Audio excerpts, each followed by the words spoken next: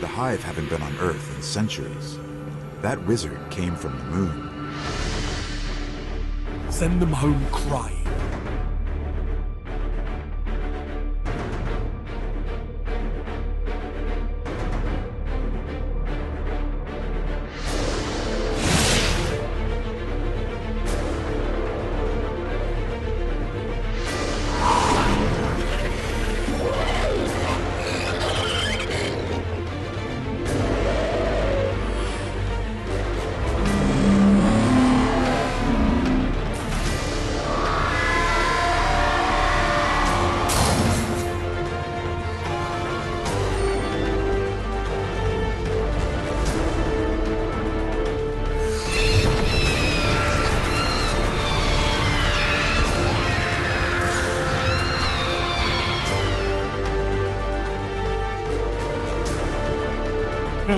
You're crushing them. Omnigul, destroy her!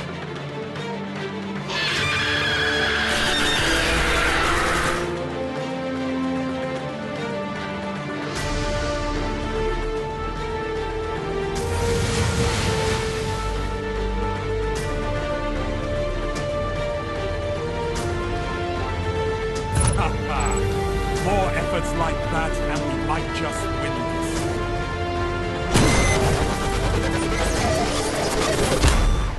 Welcome to another episode of Agents of the Nine, a Destiny podcast. I'm your host, as always, Tim K. A. Trotter. Joining me today is Damian Newman and Mike List. Welcome, guys. What's going on, Tim? What's going on, man? What's up? Long time no talkie, Dame.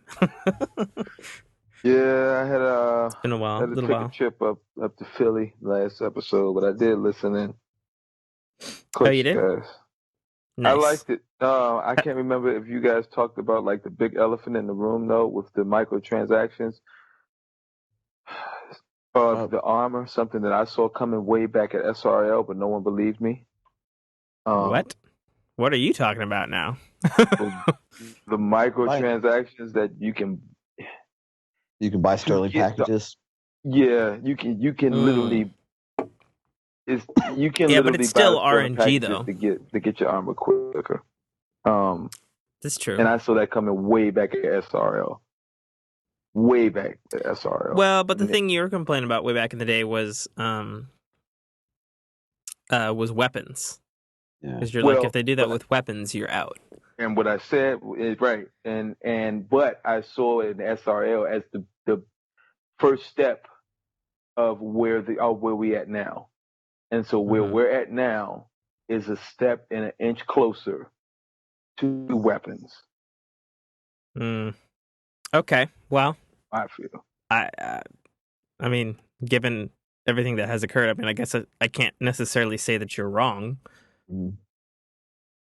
The only thing that I guess I could say is that on the SRL and these sterling packages, that they're still roll new game RNG. So at the same time, so while you could theoretically get your shit quicker, I would imagine that your chances of it dropping at an appropriate level might. They all drop at 3. They all drop at 3. Oh, okay. So you got to infuse them up anyway. Here's the thing: they all drop at 3, but who's to say you might get a good roll on some of that armor? Might get a guard roll on some of that armor. That's true. You know, that's some good points, Dame. You know, you can drop with $2 a sterling package. You can drop you get somebody with disposable income drop like $30 on those things. You know, you can probably drop about $30 with that 60 sterling packages, and then you can. Who knows what you can get? You know, opposed to somebody that puts in 30 hours playing. Yeah, that's true. And stuff, you know. Yeah, but if somebody spends that much money, I mean, they're drastically reducing the amount of time they need to play. So it's like give and take. You know, like if I because I don't have enough time to say as well. Theoretically, if I decide I wanted to take $30 and which I would never do, by the way, and buy 60 packages or whatever, however they break out to be. You know, they might be 500 silver for all we know. And I mean, yeah, I'd have a full set of the maybe Spectre armor, but then it takes away the fun of, oh well, I got this from this drop, or I got this when I did that awesome game with you guys for the weekly. You know what I mean? Like, it's taking away. It would almost be like when the Taken King dropped and they got the Spark of Light and they jumped them to 25. Those Guardians never got to see the first time their super came and the first time you pop your super and that feeling. You know what I mean? Like, it would take away all that. So I mean, it's a give and a take for sure. But I mean, I don't think. I mean, I hope that they'll never do weapons. But if you look at Activision, that's what they're doing with Black Ops 3.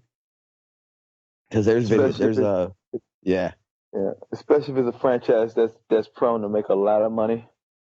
Yeah, a lot of money. I wouldn't be surprised by Activision I wouldn't be surprised by Destiny 2 with paying for weapons. I would not be shocked the way we're going. And it's I don't know. I don't like the way the trend is going.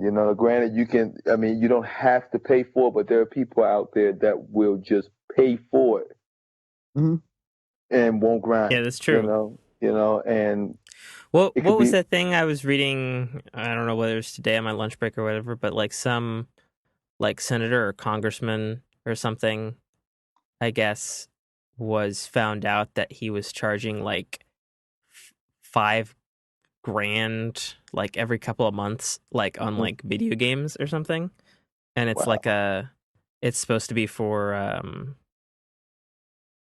I don't know, state or legislature purchasing or something like that. It's supposed to be for like the government purchasing, but he was using it for video games. Right. So that's funny. Yeah. So people like that are the ones, I guess, driving it. I mean, it's also like a perspective too. Like if you go like games like Candy Crush and games like Fallout Shelter and games like Warframe or anything like that, they blatantly tell you up front, this is a play to win. I mean, or pay to play at a certain extent. I think the term that has been coined that accurately defines stuff is that they're freemium, where the game is free, but to have it feel like a full game, you can pay more money to unlock stuff at a quicker rate. Right. But if you go into that with that mindset, so it isn't as bad as something as a game that started out the way that Destiny has, and then slowly they're creeping in these incentives to make you pay to acquire things quicker, whether it be armor, whether it be emotes, whether it be chroma. And now, you look around, now it's become a free to play. And it happened right before your eyes and you didn't even know it. That's an issue. That's the issue, so I mean, like I said, I wouldn't be shocked by Destiny 2 with paying $3 for I don't know, a Hawk Moon if they keep that around. Well, I think the question going forward is if the next big release is paid or free, and I mean like an actual big release, like whether it's the Bungie made one or it's the long rumored High Moon Studios one regarding the Mars expansion. Like if that's free, then I'm gonna jump on your train, Dame, and say that you're absolutely correct. That's where Destiny's going and has been heading there since the start of year 2. Yeah, I just had that feeling. The moment when SRL hit and you could pay for the record book to get armor that drops only if you had the record book, opposed to the armor that drops if you didn't. It's like, man, this is a slippery slope. This is a slippery slope, and sure enough. I mean, I'm not gonna lie. I bought that record book, but I was 100% stoked for SRL, and I'm still stoked for SRL. I just want it to be a fucking permanent game mode, right? Because it doesn't make any sense to have Destiny the way it is, especially, I mean, even though, they have, a reasonable sized chunk of content. I mean, the things that we don't know yet are how long those 2 new storyline quest lines are going to be. Right. We don't know how long those are going to be. They could be super short, like Crota or Dark Below, where it's like 3-5 missions, something like that. Or they could be substantially longer, like I'm personally hoping for House of Wolves length quest line, personally. But we just don't know that going in. And I think, Bungie is up against, like, literally laid down the gauntlet competition in terms of the Division. And, like, Division has a huge content drop on the same day as Bungie's Destiny.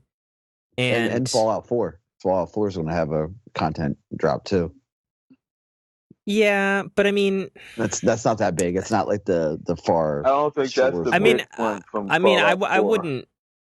I wouldn't discount the fact that Fallout 4 has been an incredibly successful game, and I know a lot of my friends, when it came out in November, definitely played all for the month of November and all that sort of stuff, but I don't necessarily think, like, I think it's different, because the Division and Destiny, they're an exciting water cooler experience to share with your friends.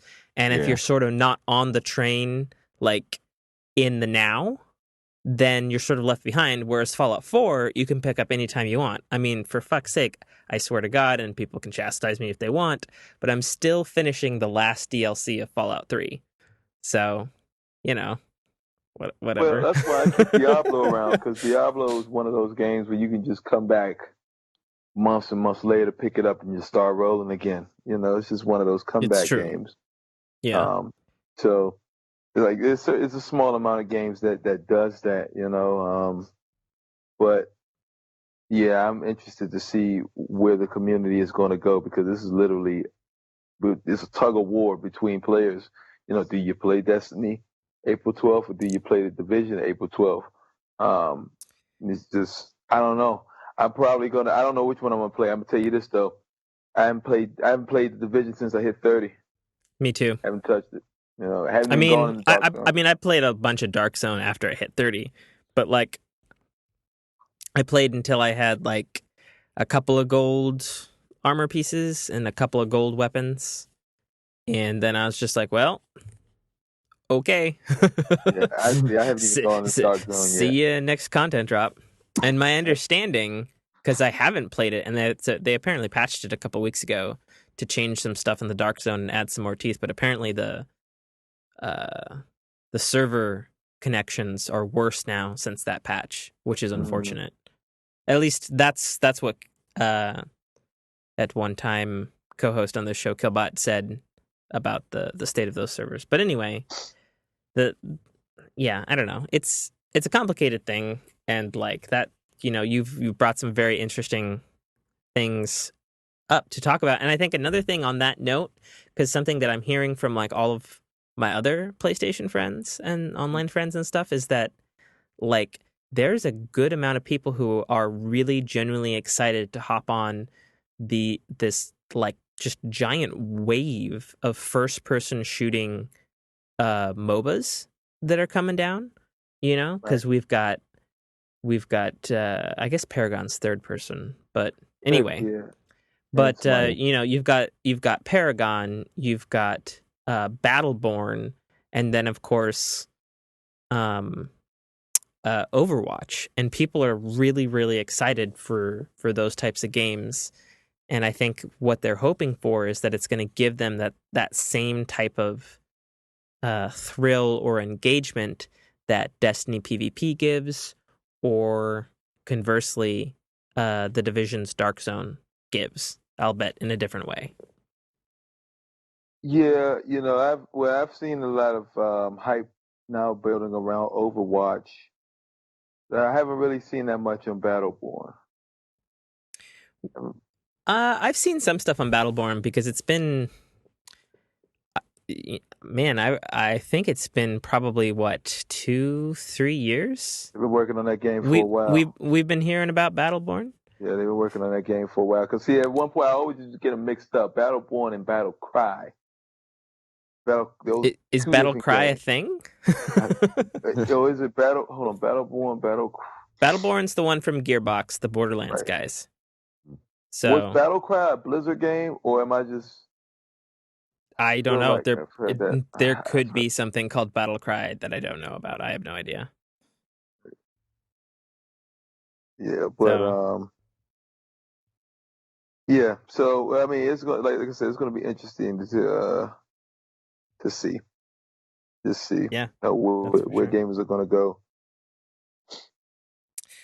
Well, given that we had a totally rousing discussion there, we didn't even get into the fact that we're covering the April 6th Bungie Twitch stream and all of the PvP and Warlock nerf / buffs that have been given. Obviously, Mike, you're especially more PvP focused these days. And Dame, you've always been sort of PvP focused. Like, what's your guys' thoughts on all this stuff here? Oh, where do you want to start, Dame? I guess I go in order. When they showed, I liked. There were certain aspects of it I liked. There's certain things of it I didn't like. Also, side note, Battlecry is a Bethesda game. Yeah, I just looked it up too. Bethesda it's game. team based. Team based, yeah. I knew it was one of those bees, Bethesda, Blizzard, one of them. But anyway, I kind of don't like the fact that you can't sprint res anymore. I felt like that took away some of the intensity of trials. I've made clutch situations and gotten out of situations of being the last man standing by shade stepping, getting out of dodge, shade stepping, throw my smoke grenade, running into my teammate and getting that quick res. And then turning the game around like that, so kind of disappointed with that one, that they kind of took it away, and then now they've added more time to the res, and you got to get closer to the orb. Got to get closer to the orb. I mean, that was never really a thing. I would usually just sprint and hold square whenever that kicked in and just kept going, but we can't even do that now. What else I was going to say? It's yeah, it takes away the intensity a little bit. The fact that they added now 7 seconds for the revive, it makes you a little bit more conscious of jumping out in a 2-on-1 or you don't want to be that guy that dies first. I want to clarify something on that. My understanding from both the stream and the data sheet that I'm looking at here, the revive timers will only be increased by 2 seconds in 3v3 game types. So that includes Trials of Osiris and stuff like that. Right. And so basically, it used to be 5 seconds, and it's going to be 7 seconds, and the 7 seconds is going to be stacked each time you die. So the first time you die, 7, next 14. And so on. Which is really, really going to change Trials of Osiris, honestly. Oh, absolutely. Like, it's gonna make it's gonna destroy rush strats, I think. Right, that's what I was going to say. Don't you agree? You're going to see a lot more reserve play. You're going to see a lot more sniper battles. You can't Kono rush up under these things. No, you're going to see a lot more sniper play, which also alludes to how they changed the sniper rifles. Now that's true. They have, I believe they added 2 times, twice as more to Zoom. I got to look back at it again. We'll go over snipers. Yeah, we'll just break it down by segment. Let's keep on the revive thing here. And the overshield is also weakened. I don't know how I feel about that one. I could kind of be okay with the revive time, but a weakened overshield, shit. Yeah. I feel like that, and not to go back to snipers, but I felt like a weakened overshield now has made every sniper valuable for red sniping. Mm-hmm. Made every sniper now valid for that.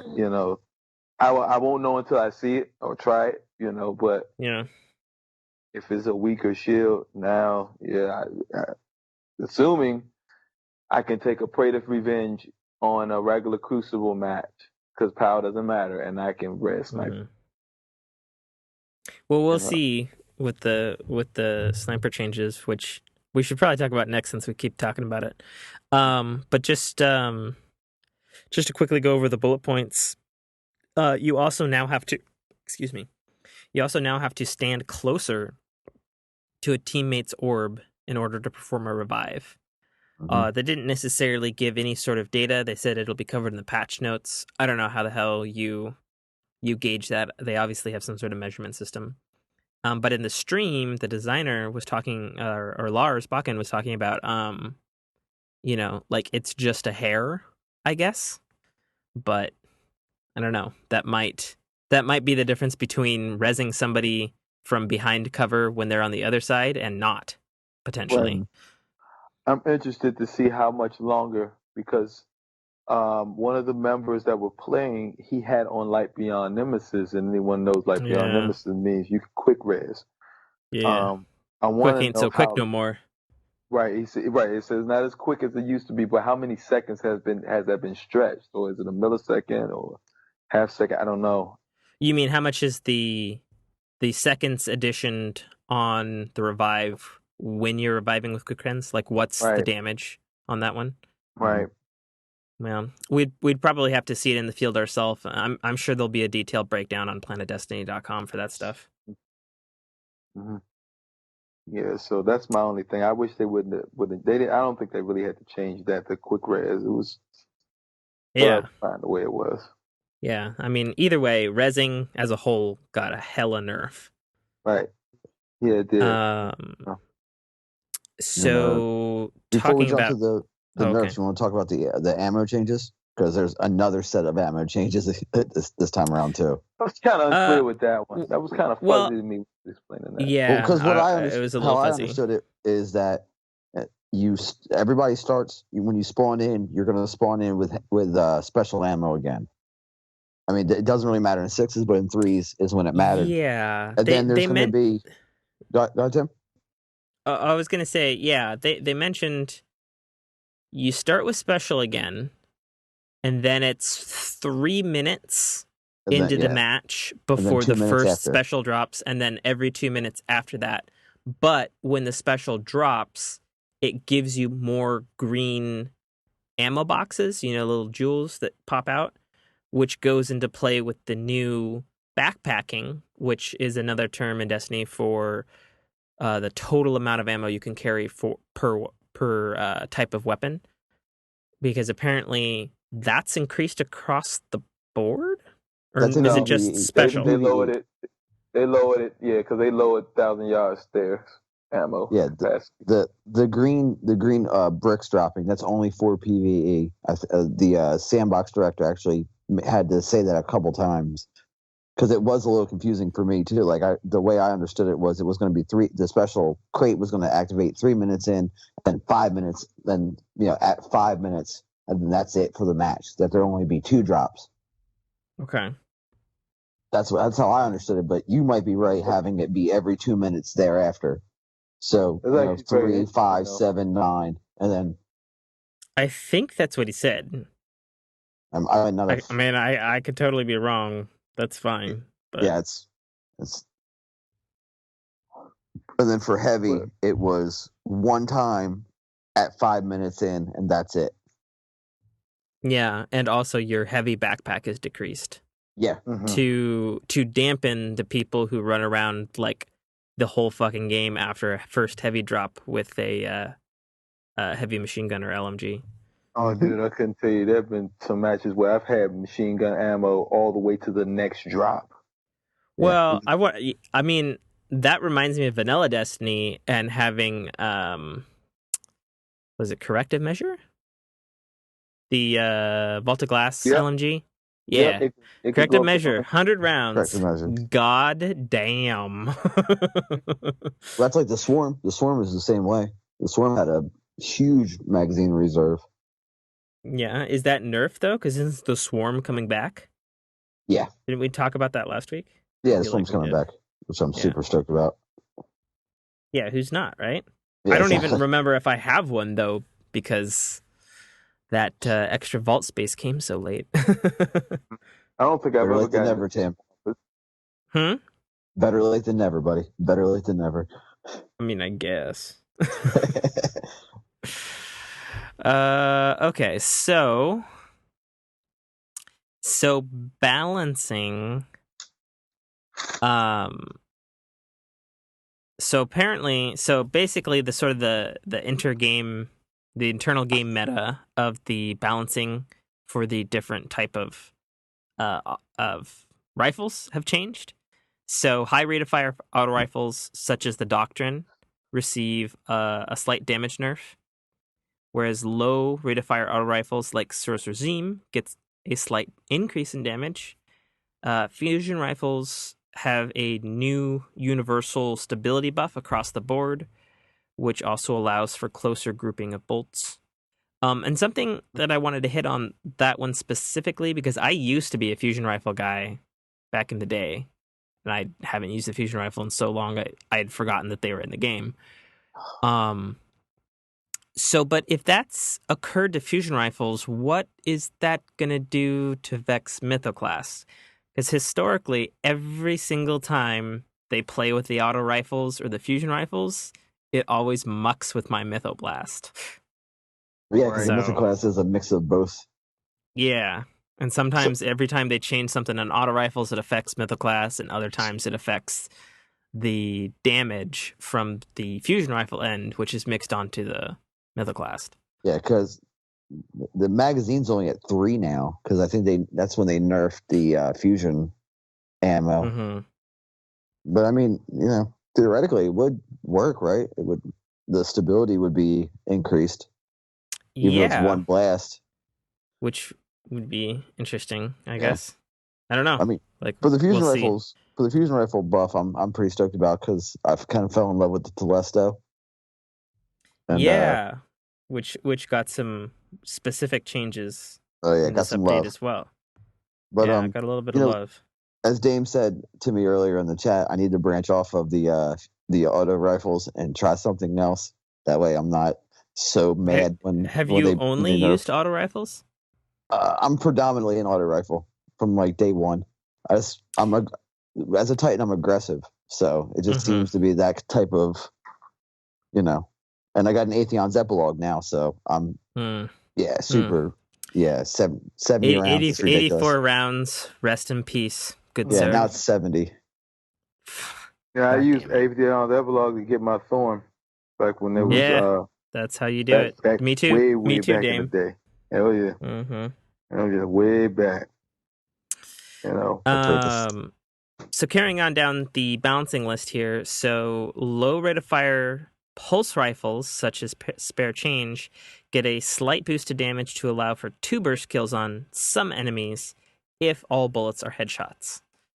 That could potentially be actually really good. I could kind of see that potentially bringing back, well, I guess the Messenger would be high rate of fire, wouldn't it? Yeah. No, it's not. No, it's not. That's a low rate of fire gun. Is I it? was using it last night. That thing. That's the reason why I switched. When I first got the Messenger from the Lighthouse, I had to get used to it because it fired so slow. So I would just revolt back to Red Death. Red Death is a fast rate. Oh, yeah. So is Graf. The Graf of Malak is high too. Is a fast rate. Okay. Bad Juju. Bad Juju is another one. Guns like Messenger is slow. Hawk Moon, I believe, is medium. Because Hawk Moon's iffy because it has that fourth bullet. Well, hold on there. I'm according to the list that I'm talking about here. Hawk Soul. Excuse me. Did I say Hawk Moon? I'm sorry, Hawk Soul. Yeah, you did say Hawk Moon. Oh, okay. You were excited. Yeah. I understand. Go on. But yeah. So Hawksaw, yeah. Yeah. But it has that fourth bullet. So I mean, it's I don't know. That's an iffy one. That's all Hake. All Hake pulses have that fourth bullet, right? I don't know. I don't know. We're all like, I don't know, shrug. I have no idea. And then the last two things to get a sweeping balance change are hand cannons. All hand cannon ammo reserves are increased. Their hope is to bring hand cannon back in. I fucked that up. To bring hand cannons back into the meta again. And then King's Fall raid weapons, both harrowed and non, all weapons will be getting a buff to reload speed, which is kind of nice. So going on to specific stuff for exotic weapon tuning, the last word hip fire damage is reduced, making 2 shots from the hip impossible, but it's still 3 shots to kill if they're in critical hit areas. Tim, you forgot snipers. I did? Yeah, it wasn't on my list. Oh, yeah, I got it.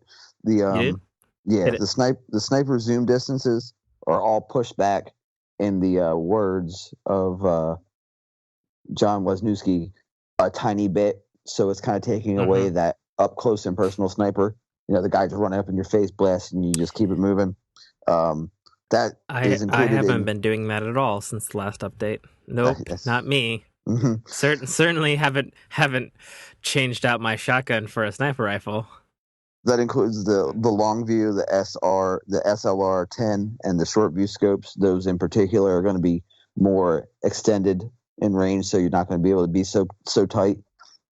Snapshot for the perk is changed, instead of the 30% weapon speed for picking it up to zoom down sights, it's now 20%.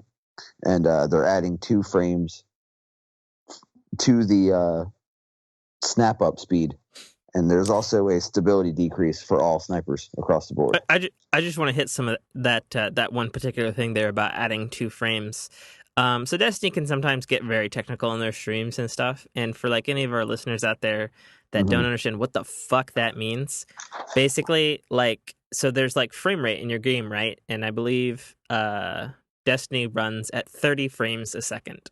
So basically that means it's going to take 2 extra seconds for that animation / action to occur.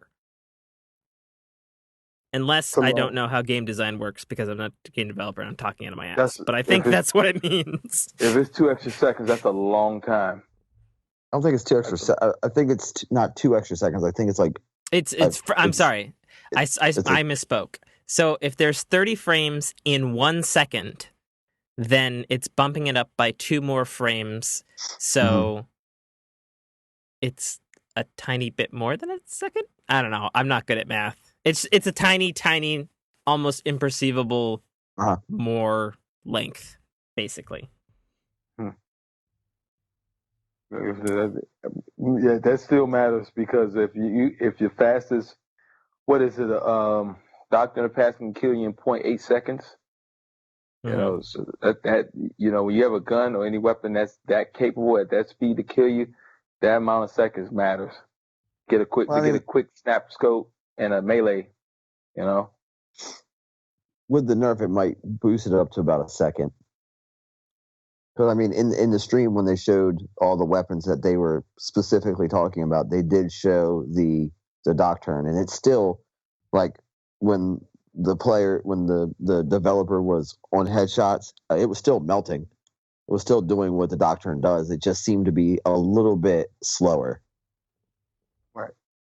But I mean, it's hard to tell when you're watching. It's easier to tell more, you know, when you have your hands on the stick, on the controller, and you're like, okay, yeah, I can see the difference now. Yeah, I would have to fill it out, because the only time I really use that quick snap scope chat is if someone's rushing me, and or I'm closing in on the gap, and or I'm in the air and I'm trying to just like get that quick shot, you know, follow up with a melee.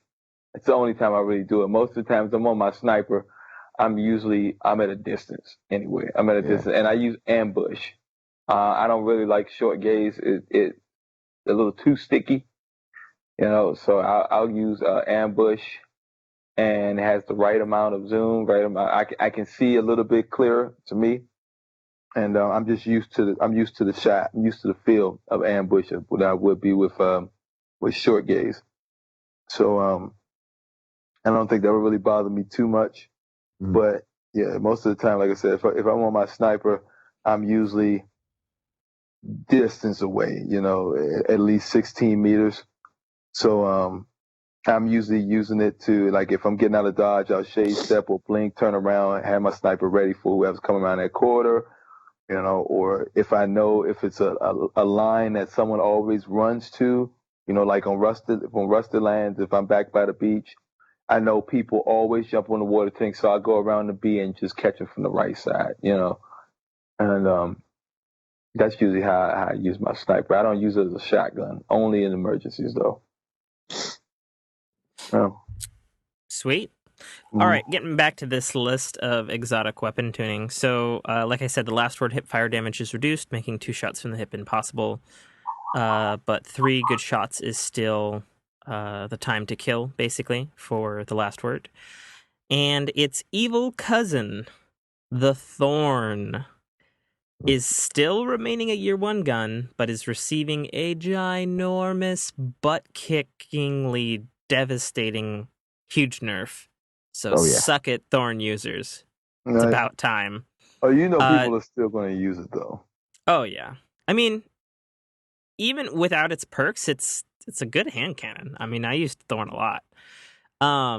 So Thorn's damage over time, also known as Mark of the Devourer, which is the poison effect, has been decreased to the bare minimum any weapon can deal in the Crucible.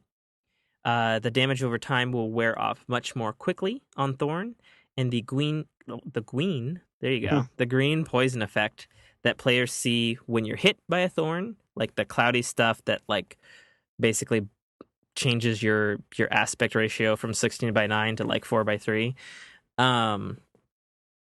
That will be apparently drastically reduced. Also, this makes it so that the Thorn can no longer kill any player in 3 body shots. Hooray, God. All right. Icebreaker. It has decreased handling, unfortunately, but because of the wide sweeping sniper stuff, it's going to have an increased scope zoom by a little bit. Right. The Hawk Moon, it's having its range increased, and also because of other stuff happening with hand cannons, it's going to be resulting in increased accuracy. The Mida multi-tool. How I loathe thee. Yeah, that was my newfound love. I was waiting for this one. Well, it had to happen. It was OP. Was it? It was like one of the only exotics that was balanced to me. It is also the most popular gun in the game. That's the only reason. So it's OP because it became the new messenger, is what it became, Dame. And since it never used to be the messenger, like, yes, I know it's a fucking scout rifle, but like that's in terms of its effectiveness, it's a BS reason. Like, if you can't call something OP if everyone uses it, it's I don't understand that. If that's the case, then 1,000-yard stairs OP. Yeah, everybody has 1,000. I don't use Mida multi-tool. I'm not everybody. I mean, all they're really doing though, Dame, is they're just taking the intrinsic high caliber rounds out, so you kick a little bit less. I mean, yeah, the Mida is good for one other thing too. Yeah, well, flinching, that's rewarding a skill shot, because the Mida, if you're not used to it, that's a janky gun. Even though it feels good to shoot, once you get used to it, it feels amazing to shoot. But if you're new to scout rifles or new to the Mida, especially if with the max speed, you're moving around like you're just floating. It is very shots hard. Crazy. You're missing shots like crazy. It's a very hard gun to aim with, and so you're gonna get those. You might knock somebody out in 5 body shots instead of getting that 3 headshot kill, 3 or 4 headshot kill. That rewards that. Now you take that out. Now I have to take a 4-shot kill against a Thorn that can still 3-shot you. I don't care how long the damage over time. If the gun can still 3-shot you. I just saw it in the video. So I don't know. Fair enough. Anyway, Dame hates the change. I I'm like anything to nerf the Mida.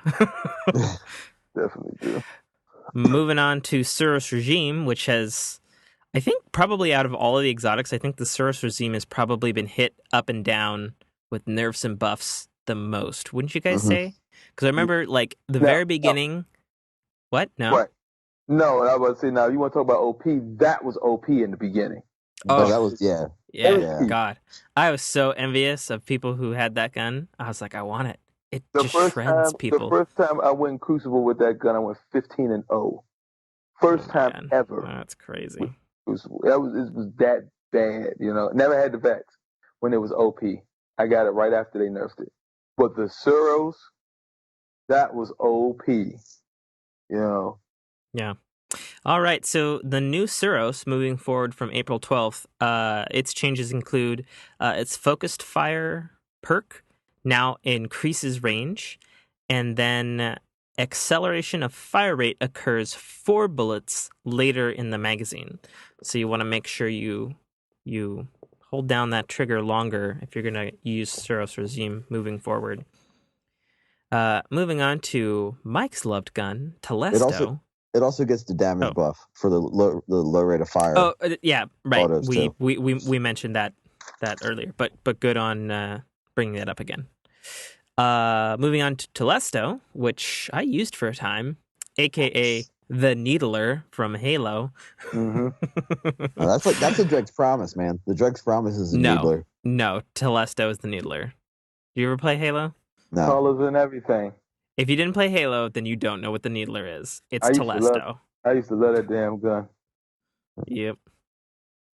All right, so Telesto, aside from being a fusion rifle and getting all of those lovely fusion rifle buffs, the projectiles can now attach to friendly players, but will not damage team members.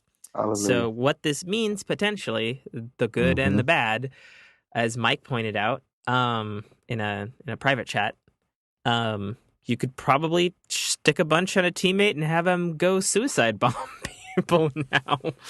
Like the grunts in Halo who carry the Needler. What it was is it just the projectiles could not tell between your allies and your enemies. It would, if you hit a Ward of Dawn, it would damage the Ward of Dawn and take it out faster. If it hit the ground and was like if we were playing and I hit the wall next to you, your shield would take damage. Because it was kind of like they didn't care. It didn't care like who was who. It was just like, okay, cool, I'm gonna hurt everybody. Sure. It didn't matter. But now it's like, which I can see some pretty epic montage moments happening when people suicide bombing. I can't wait for that to be perfectly honest. I never knew it did that. Oops. I never knew it did that. But that's because I don't know. Y'all don't use Telesto. My Telesto love is deep. See, I always used it more in PvE. Yeah, because I used it like the Needler it's supposed to be. I use it like if it's a void burn and I'm just shitting around, and I just want the battle runner perk as well as just shooting stuff, But I've never really used it in PvP because I don't really use fusion rifles in PvP. Right. Yeah. So. All right, and then last on the list is Dreg's Promise. So the projectiles will lock onto targets more efficiently when you aim down the sight. So when you bring your weapon up and start firing that at those enemies. I think I have Dreg's Promise, but I don't think I've ever friggin' used it. Like ever. I have. Was it any good back in the day? No, not really. I just used it on I used it to see how strong it was when back when the Wolves when they say the Wolves have infiltrated or dropped. Like it was when there was the public events, House of Wolves pack and House of Wolves DLC, and I would just use it on the captains to see if it could break through their shield quicker, but it really didn't. It was just it was a show gun or a show sidearm, show pistol. That's it. Okay, so going to some universal changes in terms of gear and light dropping stuff. Iron Banner rank 3 and 5 packages will now drop loot at 320.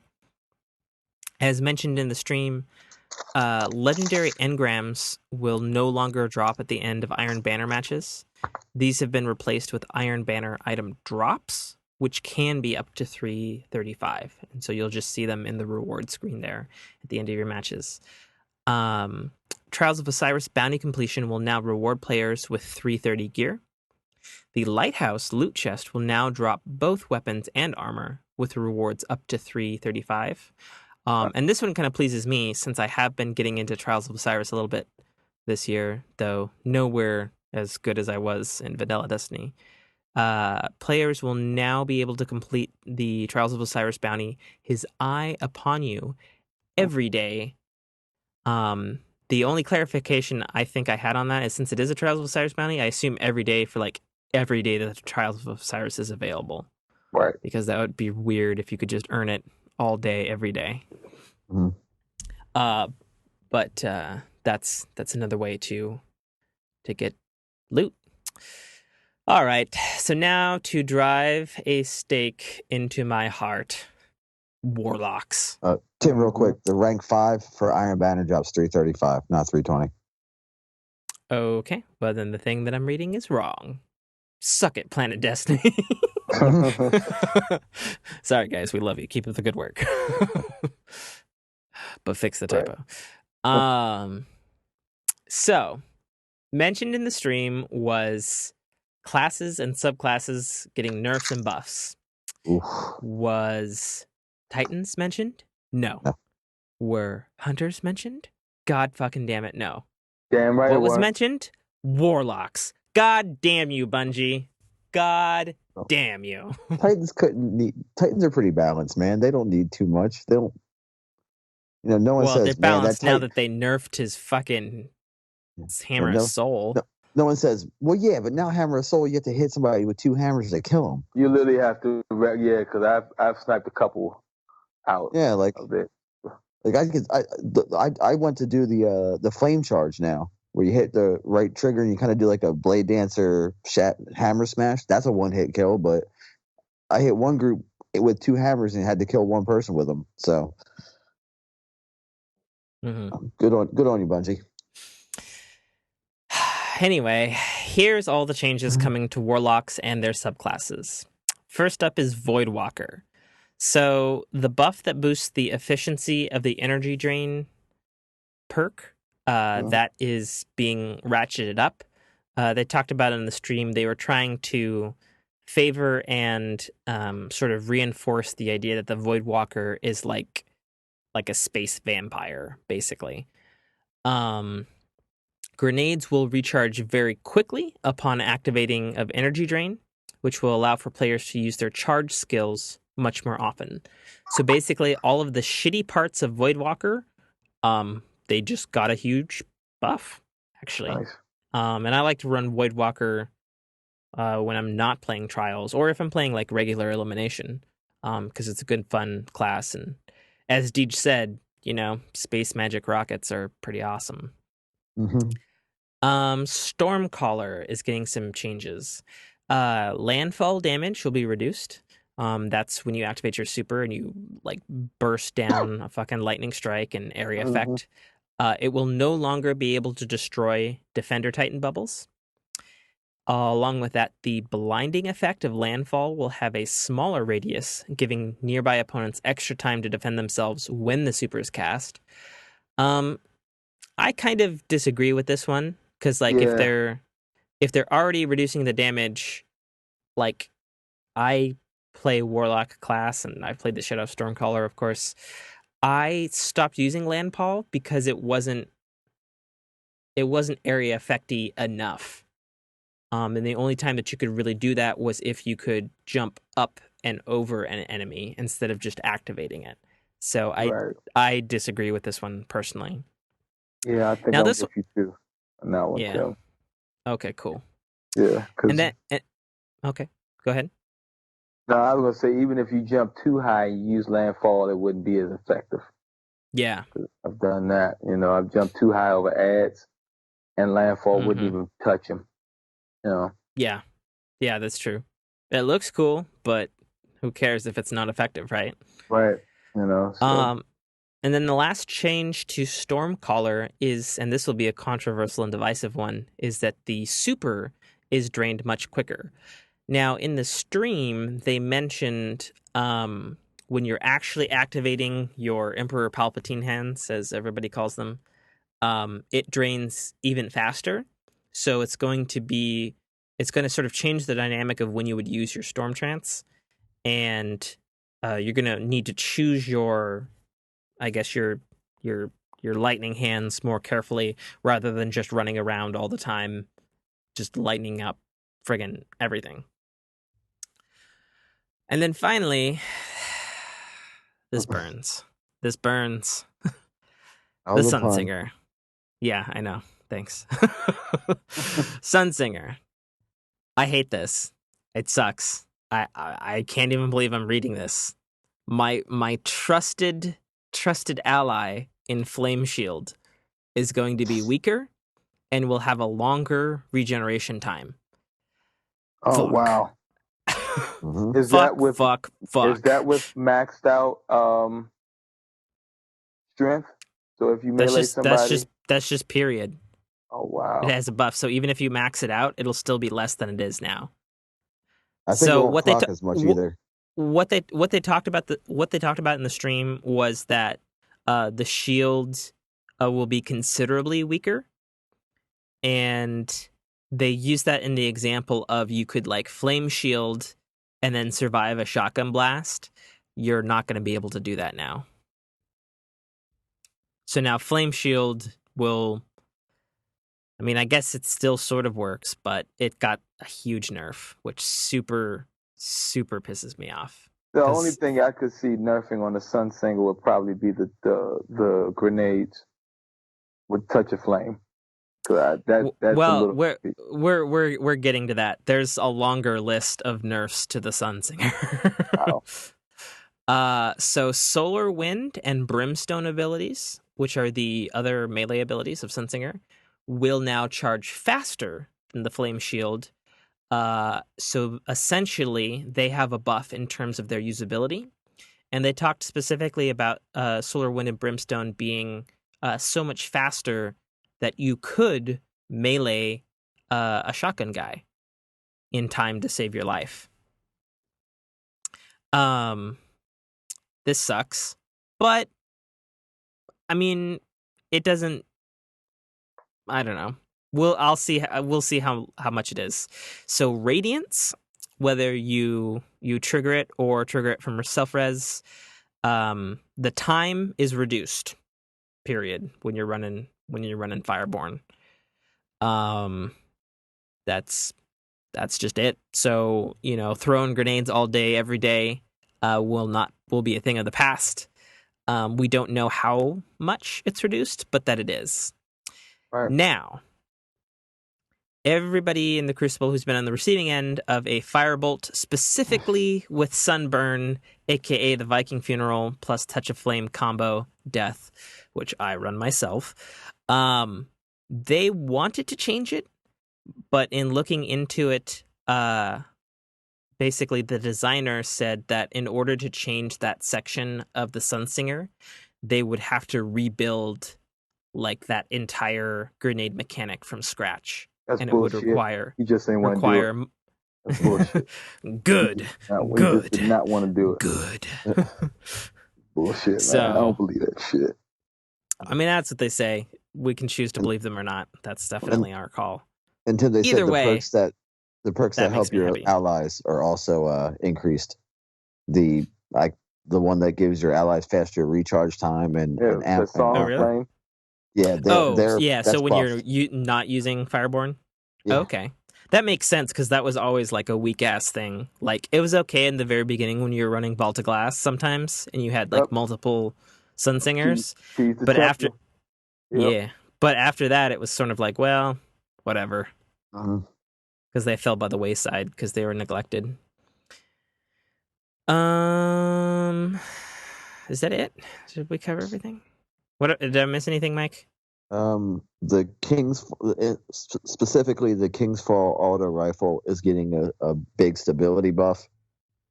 Okay. And they did a little sneak peek of the Queen's auto rifle, which is called Her Memory, which was a low rate of fire. It looked pretty It's cool. a new one, right? Yes, yeah. Okay. I don't think the King's Fall auto rifle is that bad. I use it when I'm on my a Warlock, No, just for shits and giggles. It's bad. Yeah, I've It's used bad. I've used it on Golgoroth. Yeah, I've used Yeah, it. it's not terrible. It's not terrible. No. But it's bad than compared to the other low rate of fire auto rifles. It doesn't have its recoil pattern is kind of unpredictable. Instead of up and to the left or up and to the right, it kind of like V's. It bounces a lot harder. But I mean, if you have the fusion rifle, that's a ridiculous kick too for the mid nose passing. I guess something like that. Is that Midas Reckoning? That's it. The Reckoning. Yeah. That has a terrible kick for fusion rifles because as we mentioned earlier, I play Telesto, so I'm looking for a non-exotic fusion rifle to play with. But are there good non? Oh yeah, that's true. Susanoo. Susanoo is a beast. Oh, Susanoo and the one you can get from the weaponsmith is pretty good. Sometimes they're good, sometimes they're ass. But I mean, I got a long time coming or whatever it was. The Vanguard. Now I'm gonna tell you, one of the baddest ones back in the day, back in Vanilla Destiny, was Split Shifter Pro. Oh, that thing was a beast. My baby. That thing was baby. A beast, dude. And it had range for days. Yeah, it did, man. A thing I want to bring up because, man, I haven't talked about fusion rifles in so long is I love the fusion rifles because even though we definitely have some cool exotics and definitely legendaries are getting cooler as time goes on in Destiny, but the fusion rifle is the only unique, sort of cool sci-fi gun as a category of weapons in Destiny. And I would love to see Bungie expand upon that because other than that, they're all basic archetypes. I mean, granted, we do have swords now, but it's like rocket launcher and sniper rifle and shotgun and scout rifle and assault rifle and pistols now with sidearms, which is cool.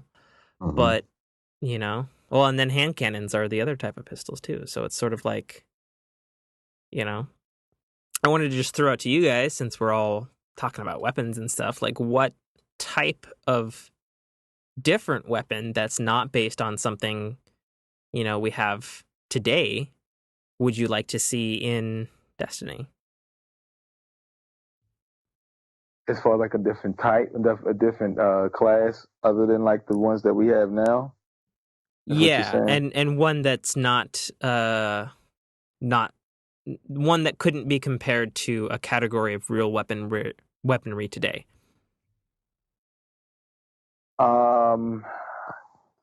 Give me a support gun that can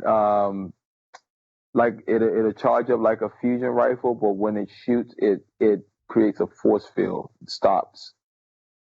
Like a portable water gun or something like that, and it builds up a fence. That could be interesting.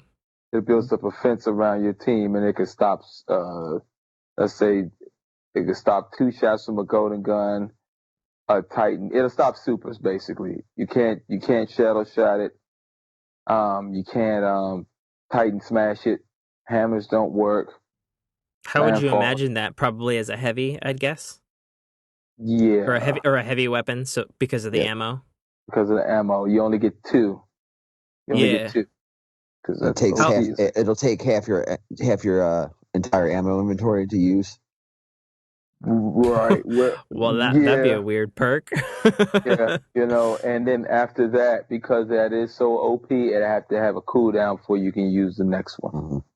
But that's more like a MOBA type weapon. Yeah. Well, another thing that it sort of reminds me of, even though they didn't necessarily... Well, no, I guess they did. You might remember, Dame, in Halo 3, they had equipment And the bubble shield, which was the original Ward of Dawn, right? Mm-hmm.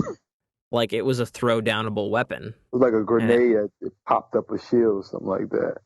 Yeah. Mm-hmm. Yeah, it was a grenade, and I think it threw out a tripod once it landed. Right. Something that I'd like to see come back, and maybe it's a little classical and stuff, but I'd love to see a constant beam weapon. And I think how that would work in Destiny, rather than being like high damage or something like that, I think what you could do is you could use it and it could be used to like instantly take down your shields and then slowly tick away at your health. So not only would it reward players using accuracy, but it would also reward players keeping like trained accuracy on a moving target. Right. I think that that could be potentially interesting. You know, it would have been nice if they would have for the shadow shot. I felt like it fit for the hunter. Probably the best, because they're hunters, would be if they took one of those grenades out and made one grenade where wherever you threw it, it was like the pulse in the division. It scans the area and you can see where all your enemies are. Like the Oracle in Call of Duty. And for like 25 seconds. That's what I was going to use, Dame. That was going to be my example, my idea. Have a heavy weapon that, you know, you get 2 shots with it and you can shoot like an orb, you know, sort of thing, like the relic that you grab when you start King's Fall, and it sends up and just pulses, so you can see everybody gets to see everything around that small area. I mean, it can be destructible, so you can shoot it sort of like how the tether is, but you only get 2 of them. So I mean, you could blast and get half the map, but then, you know, your enemies will take it down. But I think, you know, that would be an interesting little mechanic or a weapon to add. Just kind of like make it like a super, you know, put that on your defender. You grab the heavy. Okay, guys, hold on. Bump, bump. Okay, we got half the map covered, or, you know, a good, you know, the sniper nest in low B or whatever.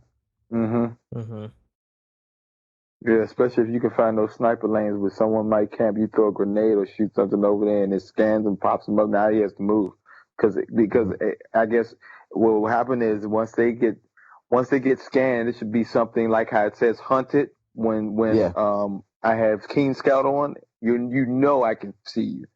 You know, so there's an arrow literally on your head. You know, that definitely is a game changer. What about you, Mike? Well, I mean, other than the heavy that shows half the map, like a legit railgun, not how like the Sleeper Simulant is kind of a railgun. I want one that can, you know, you might only get 1 shot, but it can punch through a wall. Doesn't matter the thickness, it blasts through a wall. You might not, like, if it would be broken if they make the scope, you know, so like an X-ray scope, so you can see through walls. But yeah, no, that's borderlining on the Farsight gun from Perfect Dark. Most bullshit OP gun ever made. Sniper rifle had the X-ray vision, wasn't it? You could see through everything. And could shoot through walls. Yeah, man. No escape. That came from the alien. Yeah.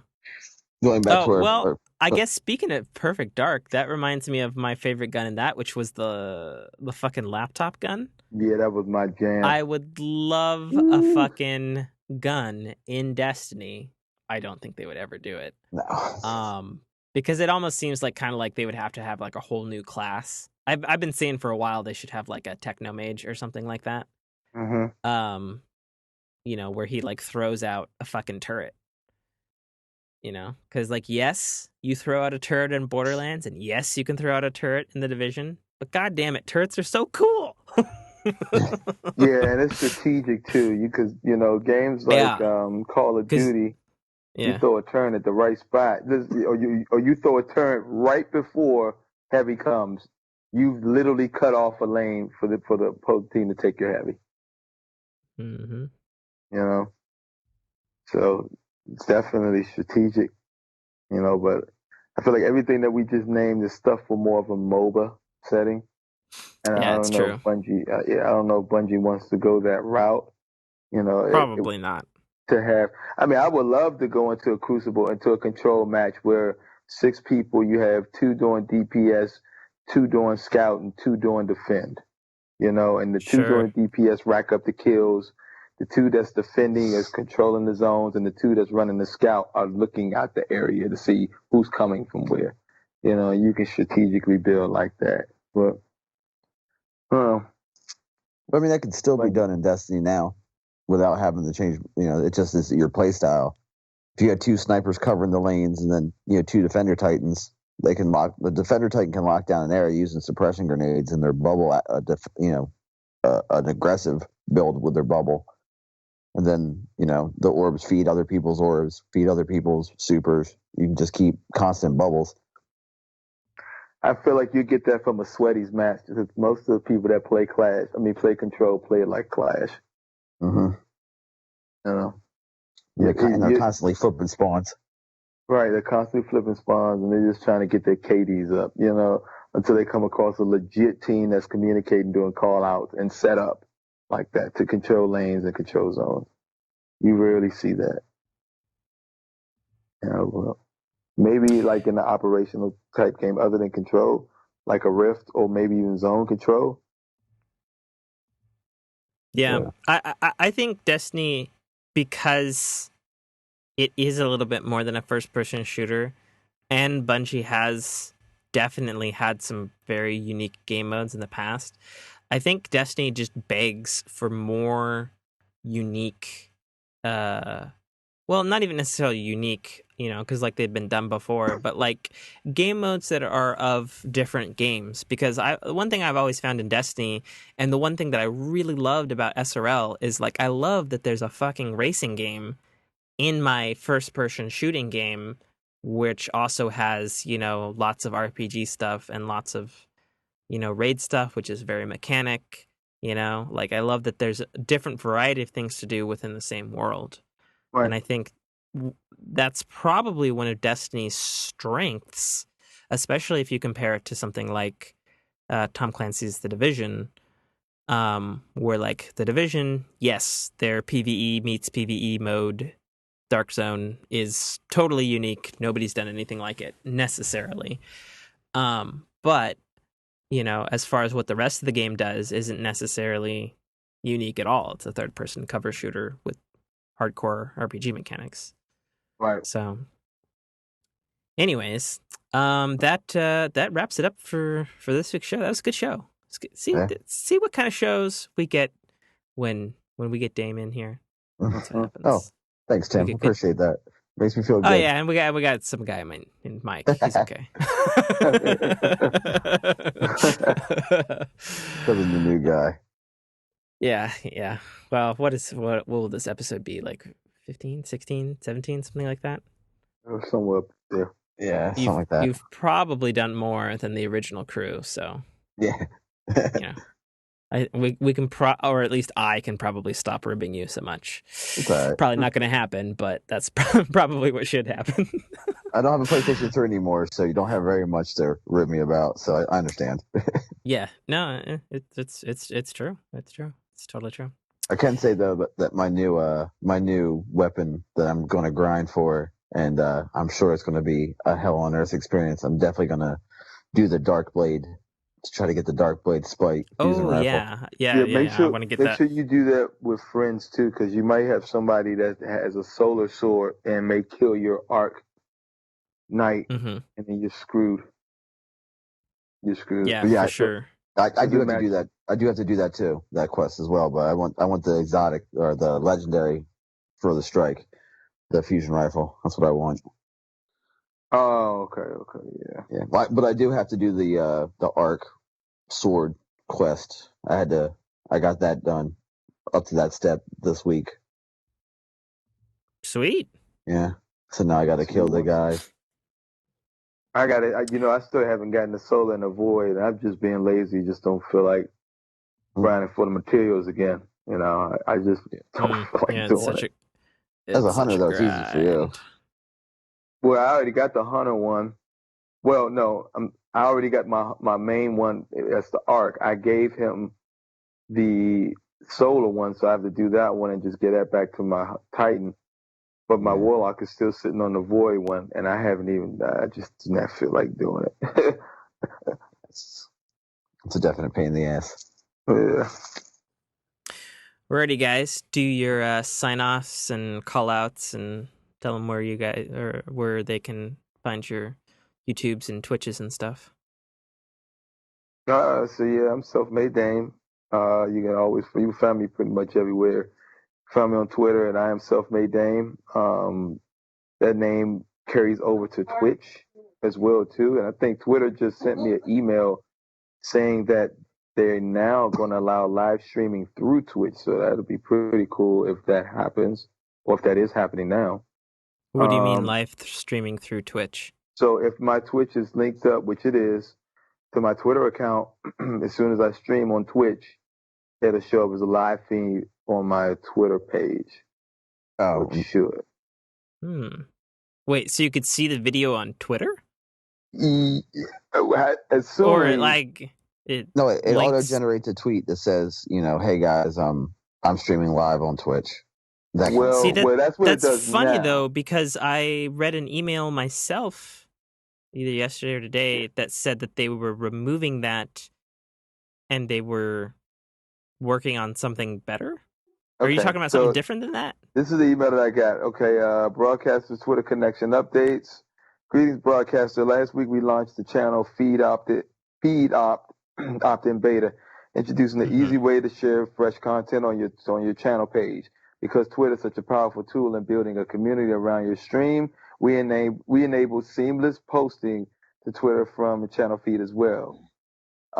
We've been listening carefully to your feedback and have already rolled out some changes in how Twitter functionality works. Originally, Twitter integration would automatically post your stream's title to Twitter when you went live. We hoped adding a convenient way to integrate your channel with Twitter would be a great way to help you grow your community. After receiving your feedback, we looked at the numbers and realized these auto posts weren't generating any meaningful engagement. And in many cases performed a whopping 5,000 worse than user-generated tweets from the channel feed.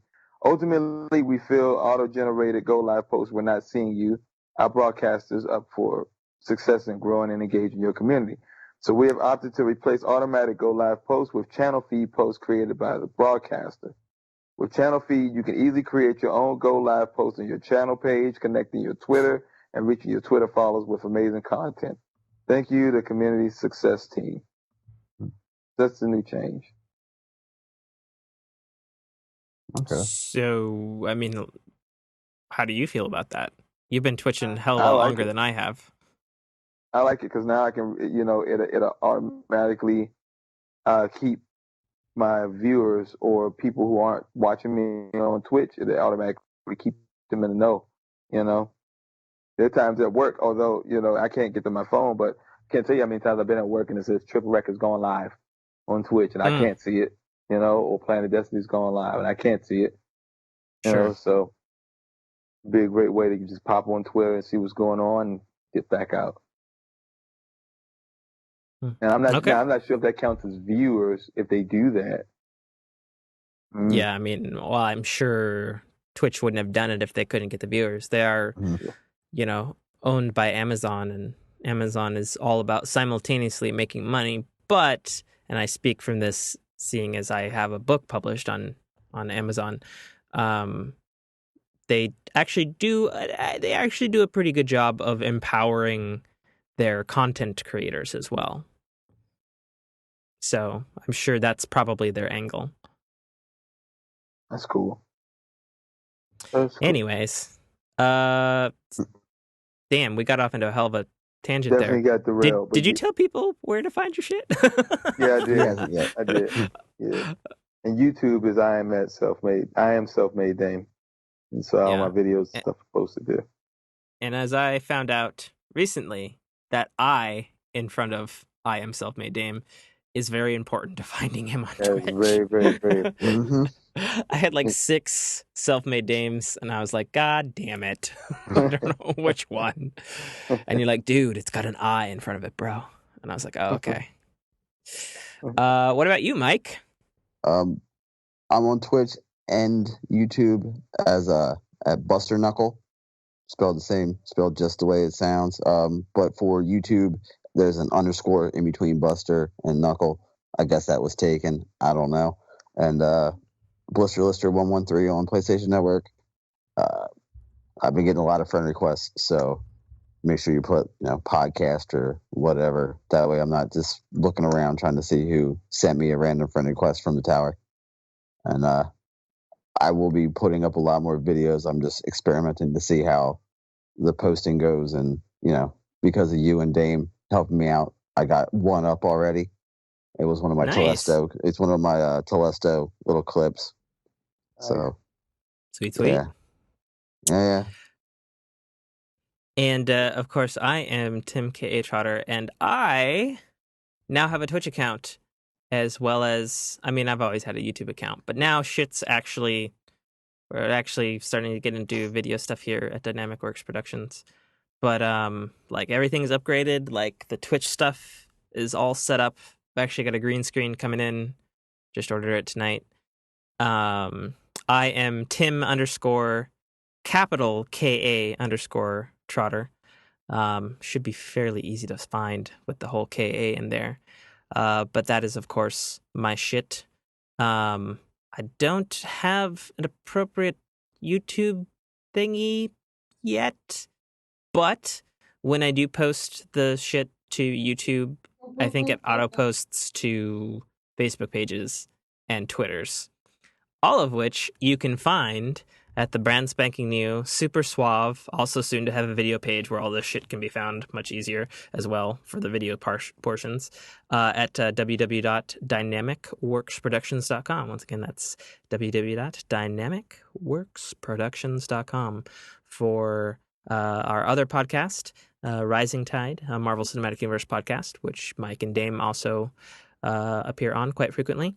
And, of course, you can check out the link there to my book, The Citadel Arrival, by, of course, my name, which is Tim K. Trotter, which is available on Apple iBooks and Amazon Kindle. I don't think I forgot anything this week. Huzzah.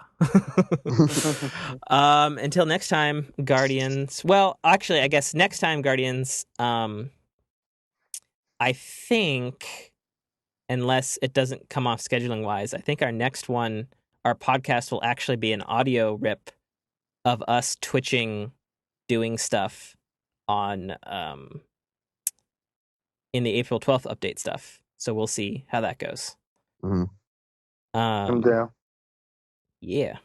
So anyway, look out for all that exciting shiznit coming soon. Peace out, guys.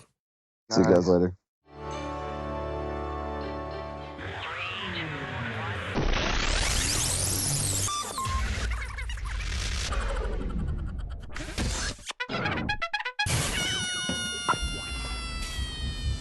This is Dominic Armato, the voice of Guybrush Threepwood, and you're listening to a Dynamic Works production podcast. Guardian down.